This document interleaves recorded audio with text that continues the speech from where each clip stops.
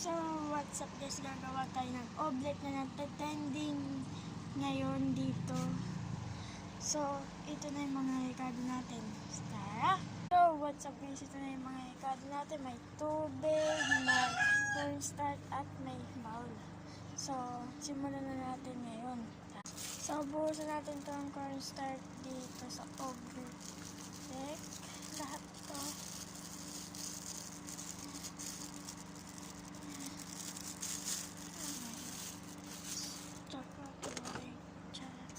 Yan. So, ang gawa kong omelet na sobrang ako sa tubig. Sakto lang. Wait lang. Ayan yung omelet ko. Diba? Pasensya nyo lang malabo. Kasi ano. Pero pag nilagay ko, kulang pa nga sa tubig eh. So, lagyan nga po yung omelet. Tsaka natin sa part 2.